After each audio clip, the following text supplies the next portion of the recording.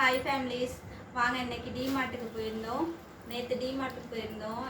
என்னென்ன திங்ஸ் எல்லாம் வாங்கியிருக்கோம் அப்படின்னு சொல்லிட்டு பார்க்கலாம்.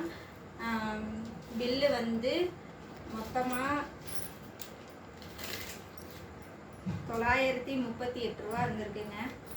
500 ரூபாய்க்கு தான் பட்ஜெட் முடிக்கலான்ட்டு போனேன். ஆனால் 1000 ரூபாய்க்கு பட்ஜெட் வந்துருச்சு. டிமார்ட்டுக்குள்ளே நுழைஞ்சாலே வந்து காசு எப்படி தான் போகும்னே தெரியாது, போயிடும். சரி வாங்க என்னென்னலாம் வாங்கியிருக்கோம் அப்படின்னு சொல்லிட்டு பார்க்கலாம். தாங்க மேடம், ஃபஸ்ட்டு எடுத்தோடனே மைசூர் சாண்டில் பவுட்ரு. இதான் ஃபஸ்ட் டைம் இந்த பவுட்ரு அம்மா சொல்லிட்டேன். இதான் ஃபஸ்ட் டைம் இந்த பவுட்ரு வாங்குகிறோம். ஸ்மெல் நல்லாயிருக்கு. சரி அதனால் ட்ரை பண்ணலான்னு சொல்லிட்டு வாங்கியிருக்கோம்.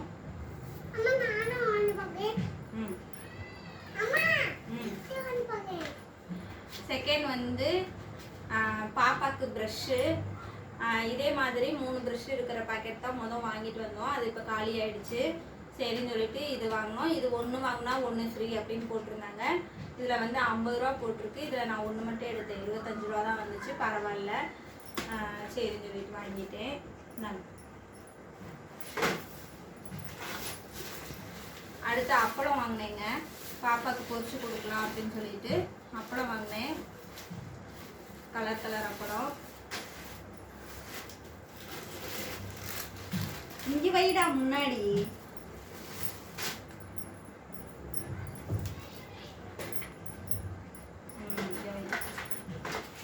அது இருக்கட்டும், அது இருக்கட்டும். இது சேமியா பாக்கெட்டு. சேமியா பாக்கெட்டில் ஒன்று வாங்கினேன்.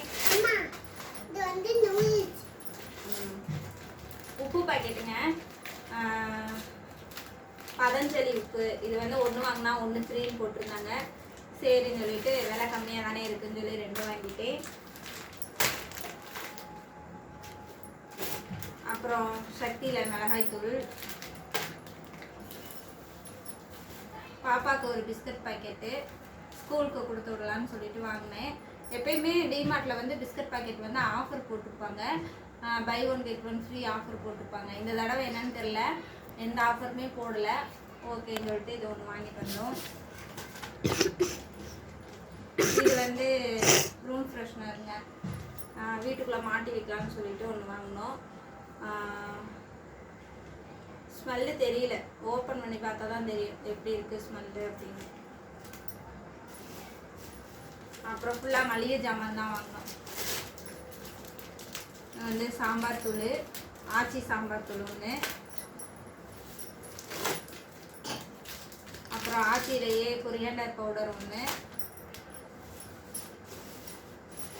அப்புறம் சுண்டல், வெள்ளை சுண்டல். வெள்ளை சுண்டல் வந்து 1/2 கிலோ பக்கத்தில் இருக்கும் போல இருக்கு.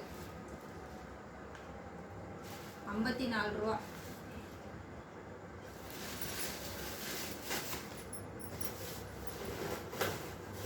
அப்புறம் மீன் மேக்கர்.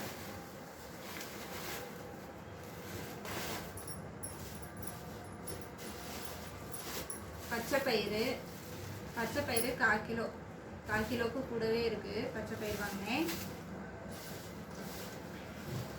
அப்புறம் அரிசி வாங்கினேங்க. அரிசி வந்து எப்பயுமே எங்கள் பக்கத்தில் சிப்பமாக தான் தூக்குவோம். சரி இந்த தடவை டிமார்ட் போனோமா, இந்த அரிசி ட்ரை பண்ணி பார்க்கலாம், நல்லா இருந்தது அப்படின்னா சிப்பமாக எடுத்துக்கலாம் அப்படின்னு சொல்லிட்டு ஒரு 1 கிலோ மட்டும் வாங்கிட்டு வந்தோம். இன்னும் செக் பண்ணி பார்க்கல, நாளைக்கு தான் செக் பண்ணி பார்க்கணும். அப்புறம் சீரகம். சீரகம் வாங்கினோம் 100 கிராமு. அடுத்து மண்டைப்பாரு எப்படி இருக்குன்னு.